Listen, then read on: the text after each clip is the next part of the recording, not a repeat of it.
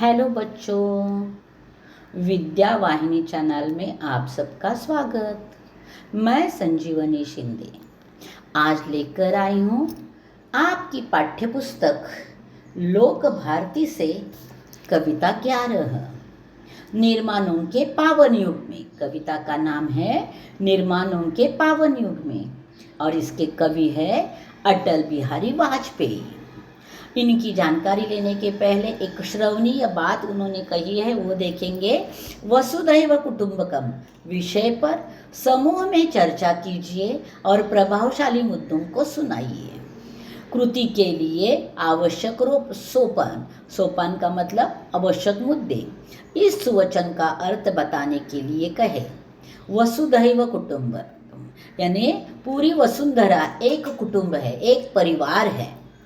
आज के युग में विश्व शांति की अनिवार्यता के बारे में पूछे। अनिवार्यता यानी कितनी आवश्यकता है। विश्व शांति की आवश्यकता है ही, क्योंकि आजकल विज्ञान के सहारे प्रत्येक देश ने इतनी प्रगति की है कि अगर उसका बुरा इस्तेमाल किया तो कुछ पलों में पूरी वसुंधरा नष्ट भ्रष्ट हो जाएगी। और इसीलिए विश्व शांति की अनिवार्यता बहुत है। पूरे विश्व में एकता लाने के लिए आप क्या कर सकते हैं? तो पूरे विश्व में एकता लाने के लिए क्या करना पड़ेगा, उसके बारे में सोचो। अब हम देखेंगे पहले कवि का परिचय। 25 दिसंबर 1924 इनकी जन्मतिथि है। अटल बिहारी वाजपेयी जी भारत के पूर्व प्रधानमंत्री होने के साथ साथ कवि, पत्रकार व प्रखर वक्ता भी है। यानी वह प्रधानमंत्री थे, भूतपूर्व यानी होकर गए हुए। और साथ साथ उनमें कौन सी विशेषताएं हैं? वह एक कवि है, एक अच्छे पत्रकार है और एक अच्छे वक्ता भी है। आपकी रचनाएं जीवन की जिजीविषा, राष्ट्र प्रेम एवं ओज में परिपूर्ण है। और इनकी प्रमुख कृतियां है मेरी 51 कविताएं, कविता संग्रह है जिसका नाम है मेरी 51 कविताएं। कुछ लेख है, कुछ भाषण, बिंदु बिंदु विचार, अमर बलिदान, गद्य रचनाएं हैं। अब हम देखेंगे पद्य संबंधी जानकारी। पद्य संबंधी जानकारी है, यह निर्माणों के पावन युग में इस कविता की विधा है। कविता रस की अनुभूति कराने वाली, सुंदर अर्थ प्रकट करने वाली, लोकोत्तर आनंद देने वाली रचना कविता होती है। और ये सब गुण इस कविता में भरे हुए हैं। इसमें दृश्य की अनुभूतियों को साकार किया जाता है। इस कविता में वाजपेयी जी ने नूतन अनुसंधान, संस्कृति के सम्मान, जगत का कल्याण, उत्थान करने के साथ ही साथ चरित्र निर्माण करने को विशेष महत्व प्रदान किया है। तो इस कविता के माध्यम से कवि क्या क्या जागृत करना चाहते हैं? तो नूतन अनुसंधान, नई नई खोजें, संस्कृति का सम्मान करना सिखाते हैं हमें। जगत का कल्याण कैसे किया जाए वह सिखाते हैं। और उत्थान करने के साथ साथ चरित्र का निर्माण होना बहुत जरूरी है, क्योंकि उत्थान यानी विकास तो होता रह जाएगा, लेकिन खुद को पहले सबल बनाना, खुद को पहले संस्कारित बनाना जरूरी होता है। ये भावनाएं कवि ने कविता में व्यक्त की है। हम आहिस्ता आहिस्ता कविता पढ़ते पढ़ते आगे बढ़ेंगे। देखो, पहले कविता का नाम है निर्माणों के पावन युग में। निर्माण यानी सृजनता और पावन यानी पवित्र, युग यानी समय। तो नया निर्माण करने का पवित्र समय है। तो इसमें क्या करना है हमें? कवि बोल रहे हैं, हम कविता पढ़ेंगे। निर्माणों के पावन युग में हम चरित्र निर्माण न भूले, स्वार्थ साधना की आंधी में वसुधा का कल्याण न भूले। माना अगम अगाध सिंधु है, संघर्षों का पार नहीं है, किंतु डूबना मझधारों में साहस को स्वीकार नहीं है। जटिल समस्या सुलझाने को नूतन अनुसंधान न भूले। यानी कवि कहते हैं कि निर्माण के इस पावन युग में नई नई खोजें निकालते वक्त हमें इस युग को नया और पवित्र बनाते वक्त हमें क्या भूलना नहीं चाहिए, हम चरित्र निर्माण न भूलें। यानी खुद के चरित्र की ओर पहले ध्यान देना चाहिए। हम अच्छे तो दुनिया अच्छी है। स्वार्थ साधना की आंधी में वसुधा का कल्याण न भूले। स्वार्थ साधना यानी अपना हित देखते देखते हम इस पृथ्वी की कल्याण की भावना को नहीं कुचलेंगे।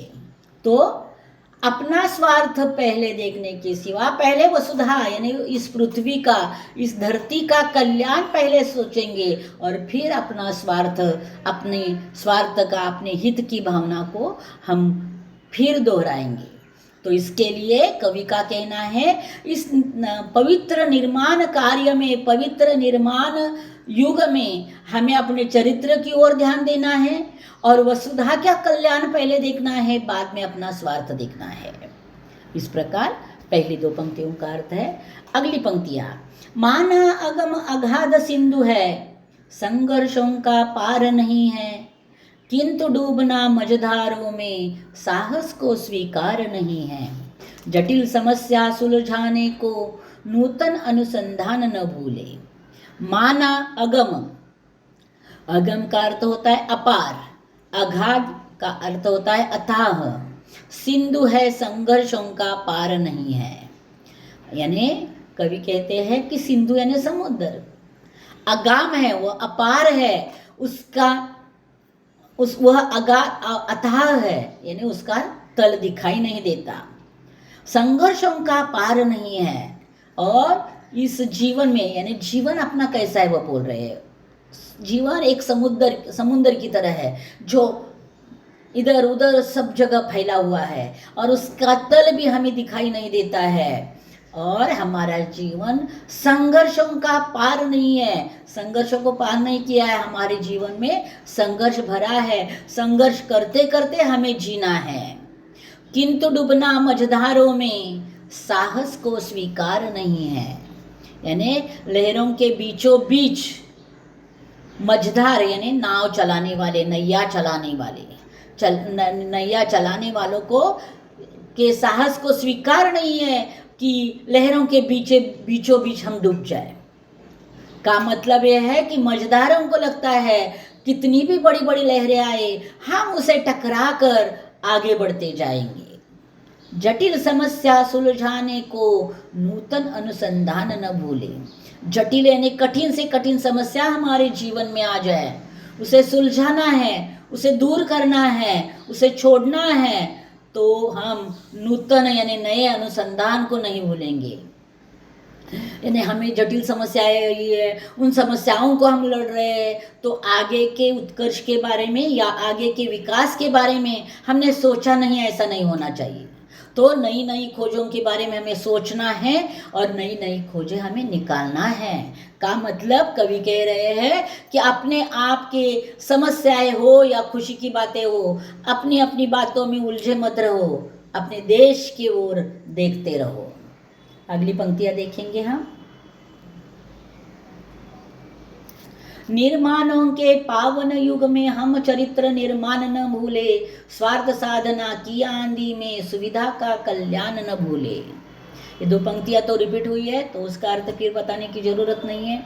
शील विनय आदर्श श्रेष्ठता तार बिना झंकार नहीं है। शिक्षा क्या स्वर साध सकेगी यदि नैतिक आधार नहीं है। कीर्ति कौमुदी की गरिमा में संस्कृति का सम्मान न भूले।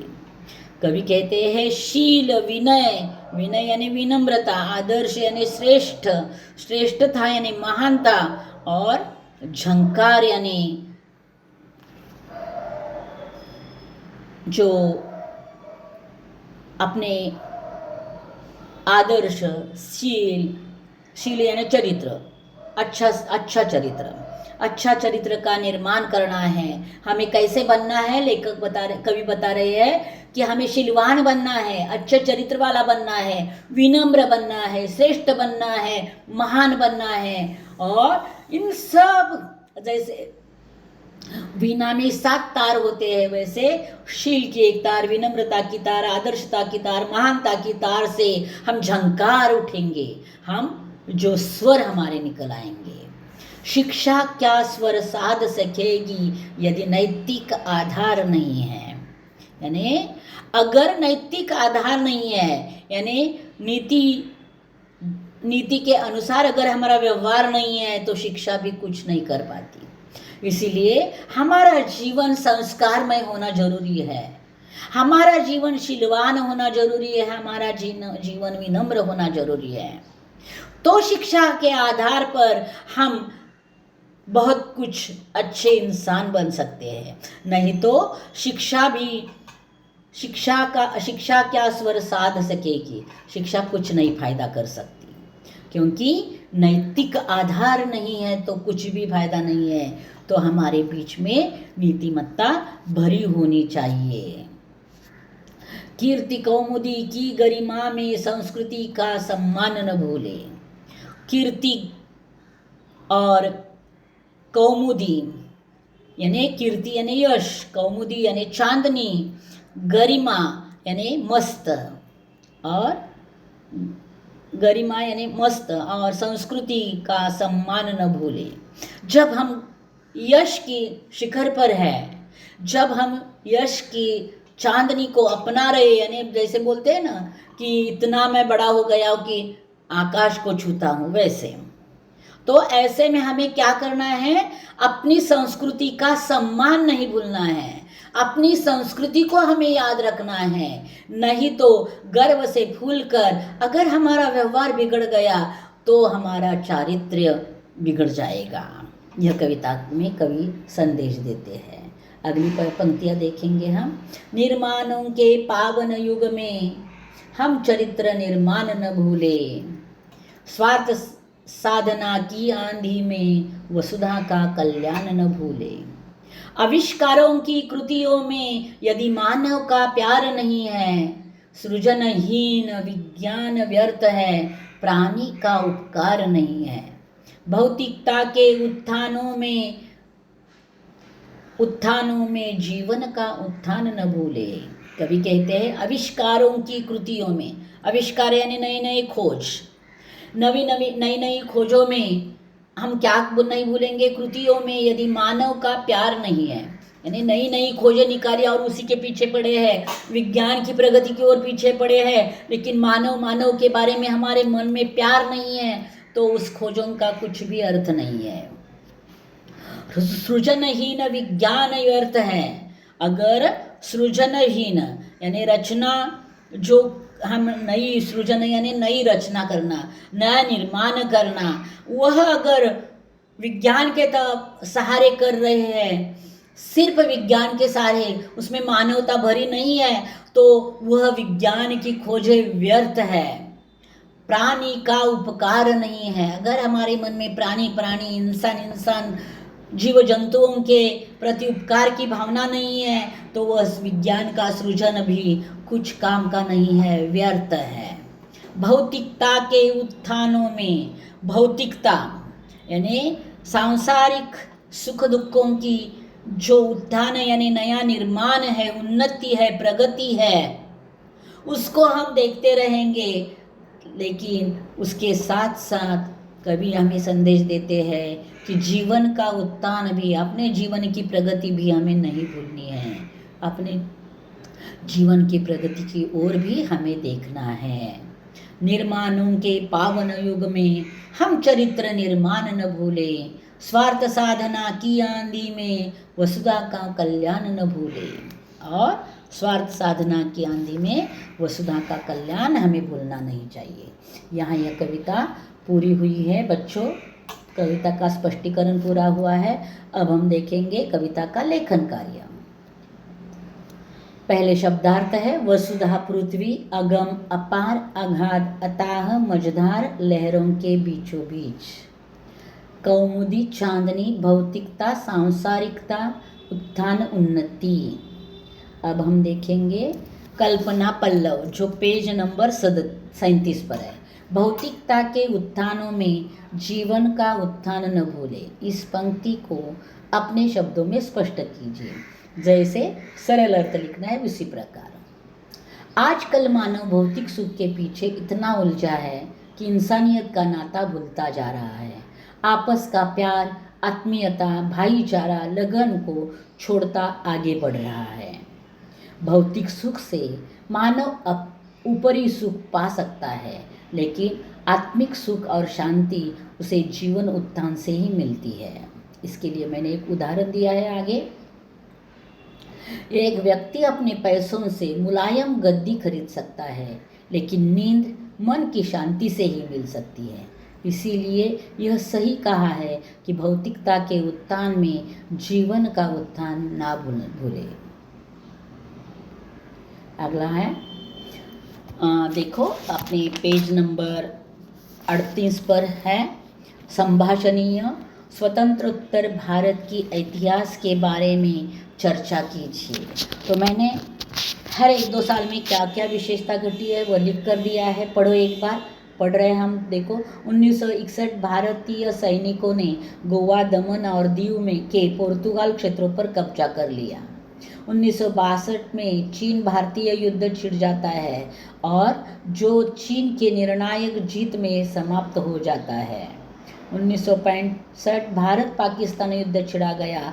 हिंदी भारत की परिभाषा बन गई। 1966 ताशकंद सम्मेलन। 1969 नलबैंकों का राष्ट्रीयकरण। 1971 भारत पाकिस्तान युद्ध और बांग्लादेश की मुक्ति। 2 जुलाई को शिमला समझौते पर हस्ताक्षर। 1973 भारत में पहले अंतर्राष्ट्रीय टेलीफोन एक्सचेंज की स्थापना। 1974 पोखरण में पहला परमाणु परीक्षण। 1975 आपातकालीन स्थिति आर्यभट्ट भारत का पहला उपग्रह लॉन्च किया गया था। 20 सूत्रीय कार्यक्रम। 1984 भोपाल गैस त्रासदी। 1988 भारतीय प्रतिभूति विनिमय बोर्ड की स्थापना। 1991 आर्थिक सुधार अवमूल्यन। अगला 1999 कारगिल युद्ध। 2000 झारखंड, छत्तीसगढ़ और उत्तरांचल के नए राज्यों का निर्माण। 2002 गुजरात दंगल। 2004 सुनामी ने भारत के दक्षिण और पूर्व तटों के आसपास भारी तबाही मचाई। 2006 अमेरिका और भारत के परमाणु समझौते पर हस्ताक्षर किए गए। 2008 चंद्र मिशन चंद्रयान 122 अक्टूबर को लॉन्च हुआ और अधिकृत करना। 2013 मार्च अम्बेटर मिशन। 2016 भारत MTCR का सदस्य बना। 2017 माल और गोवा पर कर का कार्यान्वयन। 2019 अनुच्छेद 370 और अनुच्छेद 35A को खत्म करने से जम्मू और कश्मीर राज्य को विशेष दर्जा मिला। 2020 से 25 मार्च को भारत सरकार ने कोविड-19 मामलों को वृद्धिकरण के कारण देश में पूर्ण तालाबंदी की घोषणा की। 2021 आपातकालीन स्थितियों में 2 कोविड-19 टीका कोवैक्सीन और कोशील्ड को अधिकृत किया। 2021 आपातकालीन परिस्थिति में 2 कोविड-19 और 2 टीकों का अधिकृत किया। 25 मार्च को भारत सरकार ने कोविड-19 मामलों में वृद्धि के कारण देश में पूर्ण तालाबंदी घोषणा की। आपातकालीन स्थितियों में 2 कोविड-19 टीकों का अधिकृत किया। अब देखो इस प्रकार वो जानकारी इतिहास की दी है। अब लेखनीय क्या है? देश के हित के लिए आप क्या करते हैं, यानी आपके क्या विचार है देश के हित के बारे में, वो मैंने लिखा है। मैं देश का नागरिक होने के नाते मेरा फर्ज बनता है मैं अपनी मातृभूमि की सेवा करूं। देखो, फौजी बनकर सीमा पर तैनात होकर ही देश की सेवा कर सकते हैं ऐसा नहीं। मैं तो एक सामान्य नागरिक हूं और चाहता हूं अपने देश की सेवा करें। स्वच्छता, शांति, प्रदूषण अटका हो, सार्वजनिक स्थलों की देखभाल हो, ऐसे छोटे छोटे कार्यों में मैं अपना हाथ बटाना चाहता हूँ। ऐसे ही छोटी छोटी सेवाएं देश हित के लिए करना चाहता हूँ। अब अगला है आसपास। आसपास परिवेश में घटित होने वाली समाज विघातक घटनाओं की रोकथाम से संबंधित अपनी मत प्रस्तुत कीजिए। अपने आसपास समाज में नैतिकता खोई जा रही है, भ्रष्टाचार चारों ओर फैल रहा है। अगर समाज का प्रत्येक व्यक्ति नेक रास्ते पर चलेगा और भ्रष्टाचार को पनपने नहीं देगा, स्त्री भ्रूण हत्या विषय में लोगों को जागरूक करेंगे और इस विषय पर रोक लगाएंगे, समाज में विघातक घटनाओं की रोक के लिए समाज जागरूक करना यही उपाय है। समाज का प्रत्येक नागरिक विघातक घटनाओं से अगर सजग रहेगा तो समाज में जरूर परिवर्तन होगा। अब है पाठ के आंगन में का मतलब कविता का स्वाध्याय। पहला कृति है, सूचना के अनुसार कृतियाँ कीजिए। उसमें क है, निर्माण के पावन युग में हम इसे ना भूलें। किसे? तो चरित्र निर्माण को, वसुधा का कल्याण करने में और जीवन का उत्थान यानी जीवन की प्रगति करने में और संस्कृति का सम्मान करने में। दूसरी कृति है, कृति पूर्ण कीजिए। ख, होना जरूरी है। आविष्कार में और विज्ञान में क्या होना जरूरी है? आविष्कार में मानव का प्यार होना जरूरी है और विज्ञान में प्राणी का उत्थान होना जरूरी है। अगला है पाठ से आगे, स्वामी विवेकानंद जी की जीवनी का अंश पढ़कर टिप्पणी लिखी है। मैंने टिप्पणी तैयार की है, देखो। स्वामी विवेकानंद, इनका जन्म 12 जनवरी 1863 में हुआ। उनका वास्तविक नाम नरेंद्र नाथ दत्त था। उन्होंने अमेरिका शिकागो में सन 1893 में आयोजित विश्व धर्म महासभा में भारत की ओर से प्रतिनिधित्व किया था। भारत का वेदांत अमेरिका और यूरोप देश में स्वामी विवेकानंद की वक्तृत्व के कारण ही पहुंचा। वे यानी स्वामी विवेकानंद रामकृष्ण परमहंस के सुयोग्य शिष्य थे। उन्हें प्रमुख रूप से उनके भाषण की शुरुआत मेरे अमेरिकी भाइयों एवं बहनों के साथ करने के लिए जाना जाता है। उनके संबोधन से के इस प्रथम वाक्य ने सबका दिल जीत लिया था। उन्होंने रामकृष्ण मिशन की स्थापना की। रामकृष्ण मिशन आज भी अपना काम कर रहा है। स्वामी विवेकानंद जी की मृत्यु 4 जुलाई 1902 में हुई। अब देखो भाषा बिंदु। भाषा बिंदु मतलब व्याकरण का प्रश्न होता है। पहला है, आर्यभट्ट ने शून्य की खोज, अनुसंधान, आविष्कार की। तो उत्तर है खोज। आर्यभट्ट ने शून्य की खोज की। प्रगति के लिए आपसी ईर्ष्या, भागदौड़, स्पर्धा आवश्यक है। प्रगति के लिए आपसी स्पर्धा आवश्यक है। कार्यक्रम को शुरू करने के लिए अध्यक्ष महोदय की अनुमति, आज्ञा, आदेश चाहिए। कार्यक्रम को शुरू करने के लिए अध्यक्ष महोदय की अनुमति चाहिए। काले बादलों को देखकर बारिश की आशंका, संभावना, अवसर है। काले बादलों को देखकर बारिश की संभावना है। अगला वाक्य, सड़क योजना में सैकड़ों मजदूर को रोजगार मिला, निर्माण निर्मित सृजन। सड़क योजना में सैकड़ों मजदूरों को रोजगार मिला, सृजन है।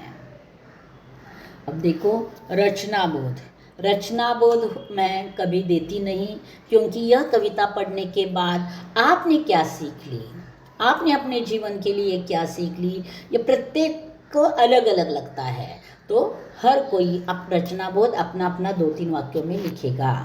यहाँ यह कविता पूरी हुई है और यहाँ पहली इकाई पूरी हुई है। तो इसके बाद वाला मेरा वीडियो होगा पहले टर्म की पहली इकाई के रिवीजन का। रिवीजन में मैं प्रश्नोत्तर लेने वाली नहीं हूँ, तो पेपर पैटर्न के बारे में बोलने वाली हूँ। पेपर पैटर्न में क्या किस प्रकार के प्रश्न आते हैं, कौन से पाठ कहाँ आते हैं, वह बताने वाली हूँ। तो देखो बच्चों, यहाँ यह पाठ पूरा हुआ है, कविता पूरी हुई है। अच्छे से कविता को दोबारा सुनो और फिर अपना लेखन कार्य पूरा करो। जल्दी मैं रिवीजन का वीडियो लेकर वापस आऊँगी, तब तक इंतज़ार में रहना। धन्यवाद बच्चों।